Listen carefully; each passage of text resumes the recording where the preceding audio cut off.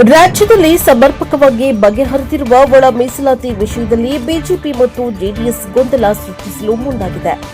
ಯಾರೂ ಕಿವಿ ಕೊಡಬಾರದು ಎಂದು ಆಹಾರ ಮತ್ತು ನಾಗರಿಕ ಪೂರೈಕೆ ಸಚಿವ ಕೆಎಚ್ ಮುನಿಯಪ್ಪ ತಿಳಿಸಿದರು.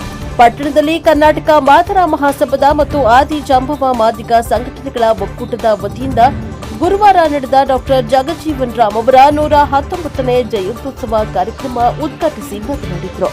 ಸಮಾಜ ಕಲ್ಯಾಣ ಸಚಿವ ಎಚ್.ಸಿ. ಮಹದೇವಪ್ಪರವರ ನೇತೃತ್ವದಲ್ಲಿ ಸೇರ್ಪಡೆಯಾಗಿರುವ 101 ಜಾತಿಗಳನ್ನು ಆಧರಿಸಿ ಪ್ರತಿಯೊಂದು ಸಂಖ್ಯೆಯಲ್ಲೂ ಲೆಕ್ಕಾಚಾರದಲ್ಲಿ ಬಿಜೆಪಿ ಮತ್ತು ಜೆಡಿಎಸ್ ಪಕ್ಷದವರನ್ನ ಒಳಗೊಂಡಂತೆ ಇದ್ದ ಒಳ ಮೀಸಲಾತಿ ವಿವಾದವನ್ನ ಸಂಪೂರ್ಣವಾಗಿ ಬಗೆಹರಿಸಲಾಗಿದೆ.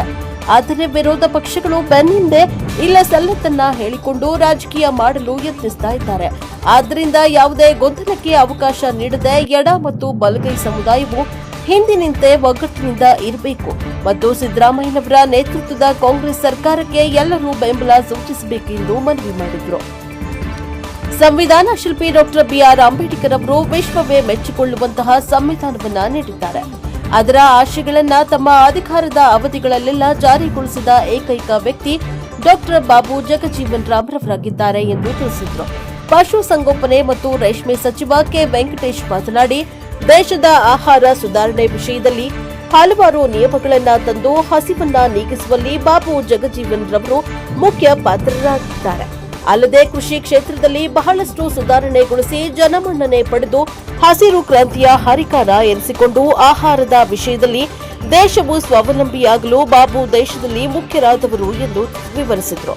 ರಾಜ್ಯದಲ್ಲಿ ಮುಖ್ಯಮಂತ್ರಿ ಸಿದ್ದರಾಮಯ್ಯನವರ ನೇತೃತ್ವದಲ್ಲಿ ನಡೀತಾ ಇರುವ ಕಾಂಗ್ರೆಸ್ ಪಕ್ಷದ ನೇತೃತ್ವದ ಸರ್ಕಾರದ ಪ್ರಗತಿಯನ್ನ ಸಹಿಸಿಕೊಳ್ಳದೆ ಬಿಜೆಪಿ ನಾಯಕರು ಇಲ್ಲ ಸಲ್ಲದನ್ನ ನೆಪವೊಡ್ಡಿ ಮೀಸಲಾತಿ ವಿಚಾರದಲ್ಲಿ ಅಪಪ್ರಚಾರ ಮಾಡುತ್ತಿದ್ದಾರೆ. ಆದ್ದರಿಂದ ಯಾರೂ ಕಿವಿ ಕೊಡಬಾರದು ಎಂದು ಸಲಹೆಯನ್ನ ನೀಡಿದರು. ಈ ಸಂದರ್ಭದಲ್ಲಿ ವಿಧಾನ ಪರಿಷತ್ ಸದಸ್ಯ ಡಾ ಡಿ ತಿಮ್ಮಯ್ಯ, ಮಾಜಿ ವಿಧಾನ ಪರಿಷತ್ ಸದಸ್ಯ ಸಿ ರಮೇಶ್, ಮಾಜಿ ಮಹಾಪೌರರಾದ ನಾರಾಯಣ, ಮೈಸೂರು ಪೇಂಟ್ ಮತ್ತು ವಾರ್ನಿಸ್ ನಿಗಮದ ಅಧ್ಯಕ್ಷ ಎಚ್.ಡಿ. ಗಣೇಶ್, ಕಾಂಗ್ರೆಸ್ ಪಕ್ಷದ ವಿಭಾಗೀಯ ಅಧ್ಯಕ್ಷ ರಹಮತ್ ಜಾನ್ ಬಾಬು, ಕೆಪಿಸಿಸಿ ಸದಸ್ಯ ಎಚ್.ಡಿ. ಅನಿಲ್ ಕುಮಾರ್, ಶಿವಶರಣ ಶ್ರೀಗುರು, ಹರಳಿಯ ಮಠದ ಅರ್ಚಕರಾದ ಜಯಣ್ಣ, ಸರ್ಕಾರದ 5 ಗ್ಯಾರಂಟಿಗಳ ಅನುಷ್ಠಾನ ಸಮಿತಿಯ ತಾಲೂಕಾ ಅಧ್ಯಕ್ಷ ಕೆಬಿ ನಿತಿನ್ ವೆಂಕಟೇಶ್, ಮೈಸೂರು ಜಿಲ್ಲಾ ಕಾಂಗ್ರೆಸ್ ಪಕ್ಷದ ಗ್ರಾಮೀಣ ಅಧ್ಯಕ್ಷ ಬಿಜೆ ಜಯಕುಮಾರ್, ದೂರದರ್ಶನದ ನಿವೃತ್ತ ಅಧಿಕಾರಿ ಕೆಆರ್ ರಾಜಪ್ಪ, ಮೈಸೂರು ವಿಭಾಗೀಯ ಆದಿ ಜಾಂಬವ ಸಂಘದ ಅಧ್ಯಕ್ಷ ಎಡತೊರೆ ಎಂ ನಿಂಗರಾಜು, ಕರ್ನಾಟಕ ಮಾದರ ಮಹಾಸಭಾ ತಾಲೂಕಾ ಅಧ್ಯಕ್ಷ ಸೇಗೂರು ವಿಜಯಕುಮಾರ್, ಆದಿ ಜಾಂಬವ ಮಾದಿಗ ಸಂಘಟನೆಗಳ ಒಕ್ಕೂಟದ ಮುಖಂಡರಾದ ಡಿ ಕುಮಾರ್ ಮಾತನಾಡಿದರು. ಬೂದನಹಳ್ಳಿ ಶಿವಣ್ಣ, ಬೇಗೂರು ಮಹದೇವ, ನರಸಿಂಹಮೂರ್ತಿ, ಜಯಸ್ವಾಮಿ, ನಾರಾಯಣ, ವಿಷ್ಣು, ಮುತ್ತೂರು ಕುಮಾರ್, ಬೇಗೂರು ಕುಮಾರ್ ಸೇರಿದಂತೆ ಮತ್ತಿತರರು ಹಾಜರಿದ್ದರು. Bureau report H D. Ramesh, NKS TV 4 Piriyapatna. ಕೂಡ ಮೀಸಲಾತಿ ಇಲ್ಲ ಅಂದ್ರೆ ಅನುಮಾನಕ್ಕಾಸ್ಪದ ಆಗ್ತದೆ. ಅದನ್ನು ಅರ್ಥ ಮಾಡ್ಕೋಬೇಕು. ಎ 1ನೇವರು, ಬಿ 9ನೇವರು, ಸಿ 15 ಅಂದ್ರೆ ABC SC ಯಲ್ಲಿರುವವರಿಗೆ 3 ಬಿಂದುಗಳು ಬರಬೇಕಾದ್ರೆ ಮಧ್ಯದಲ್ಲಿ ಜನರಲ್ ಸೇರಿ 15 ಆಗ್ತದೆ. ಅದಕ್ಕೆ 15 ಅಂತ ಹೇಳಿದ್ದಾರೆ. ಅಂದ್ರೆ ಒಟ್ಟಾರೆ 3 ಜನಕ್ಕೂ ಸಿಕ್ಕಿದ್ರೆ ಪ್ರಾಬ್ಲಮ್ ಇಲ್ಲ. 2 ಪೋಸ್ಟ್ ಇದ್ರೆ ಒಂದು ಇಲಾಖೆಯಲ್ಲಿ ಆಗ 101 ಜಾತಿಯವರನ್ನು ನೀವು ಅರ್ಜಿ ಹಾಕ್ಬೋದು. ಆ 101ರಲ್ಲಿ ಯಾರು ಮೆರಿಟ್ ಇರ್ತಾರೆ, ಜನರಲ್ ಅಂತ ಬರ್ಬಿಟ್ಟಿದ್ದಾರೆ ಪೇಪರ್. ಜನರಲ್ ಅಂದ್ರೆ 101 ಅಂತ. ಆ 101ರಲ್ಲಿ ಈ 2 ಪೋಸ್ಟ್ ಇದ್ದಾಗ ಮಾತ್ರ, 3 ಇದ್ರೆ ಇಲ್ಲ, 3 ಸಿಗ್ತದೆ. 3 ಮೇಲೆ ಇದ್ರೆ ಎಲ್ಲರಿಗೂ ಸಿಗ್ತದೆ. ಅದನ್ನೇನು ಹೇಳುವಷ್ಟೇ ಇಲ್ಲ. ಸಾಮಾನ್ಯವಾಗಿ 190 ಭಾಗ 100 ಪೋಸ್ಟು, 200 ಪೋಸ್ಟು, 300 ಪೋಸ್ಟು, 500 ಸಾವಿರಾರು ಕರೀತಾರೆ. ಈಗ ಗೃಹ ಸಚಿವರು 8,000 ಕರೀತಾರೆ. ಅಗ್ರಿಕಲ್ಚರ್ ಮಿನಿಸ್ಟರು 1,000 ಕರೆದಿದ್ದಾರೆ. ಈ ರೀತಿ ಸಾಕಷ್ಟು ಇಲಾಖೆಗಳು ಬೇರೆ ಬೇರೆ ಕರೆದಿದ್ದಾರೆ. 56,000 ಈಗಾಗಲೇ ಕರೆದಿದ್ದಾರೆ. ಬೇರೆ ಬೇರೆ ಇಲಾಖೆಗಳು ಸಾಕಷ್ಟು ಕರೆದರೆ ಅದರಿಂದ ಅರ್ಥ ಗೊಂದಲ ಬರೋಲ್ಲ. ಪ್ರಮೋಷನ್ ಅನ್ನೋ ವಿಷಯದಲ್ಲಿ ಅಂತಹ ಸಂದರ್ಭದಲ್ಲಿ 2 ಪೋಸ್ಟ್ಗಿಂತ ಕಡಿಮೆ ಇರ್ತವೆ, 100ಗಿಂತ ಕಡಿಮೆ ಇದ್ದಾಗ 101 ಜಾತಿಗಳೇನಿವೆ ಶೆಡ್ಯೂಲ್ ಕಾಸ್ಟ್ನಲ್ಲಿ ಅದರಲ್ಲಿ ಮೆರಿಟ್ 3 ಮೇಲೆ ಇದ್ರೆ ಎಲ್ಲರಿಗೂ ಸಿಗ್ತದೆ.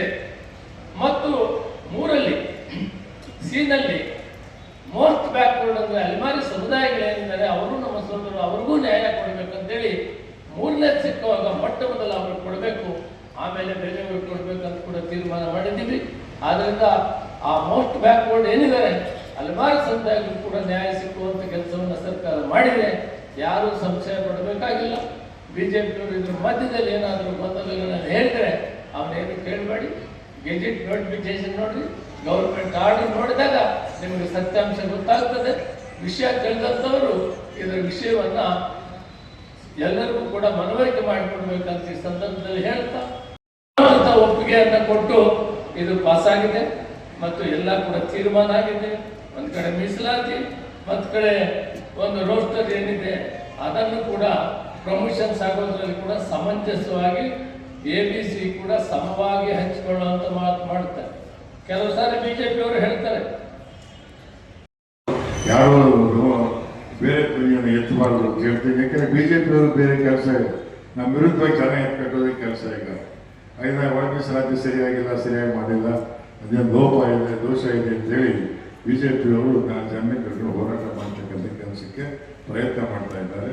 ಇದು ಬಹಳ ನಿಧಾನವಾಗಿ ಚರ್ಚೆ ಮಾಡಿ, ಕಾನೂನು ಕೊಟ್ಟಿದ್ರು ಜೊತೆ ಎಲ್ಲ ಚರ್ಚೆ ಮಾಡಿ ಇವತ್ತು ಎಲ್ಲರಿಗೂ ಅನ್ಯಾಯ ಆಗ್ಬೋದು, ಯಾರಿಗೂ ಅನ್ಯಾಯ ಆಗೋ ರೀತಿಯಲ್ಲಿ ಇವತ್ತು ಒಳ ಮೀಸಲಾತಿ ತೀರ್ಮಾನ ಸರ್ಕಾರ ಮಾಡಿದೆ.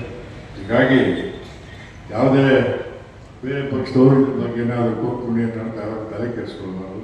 ಕಾಂಗ್ರೆಸ್ ಪಕ್ಷ ಯಾವಾಗಲೂ ಬಡವರ ಪರವಾಗಿ, ಹಿಂದುಳಿದವರ ಪರವಾಗಿ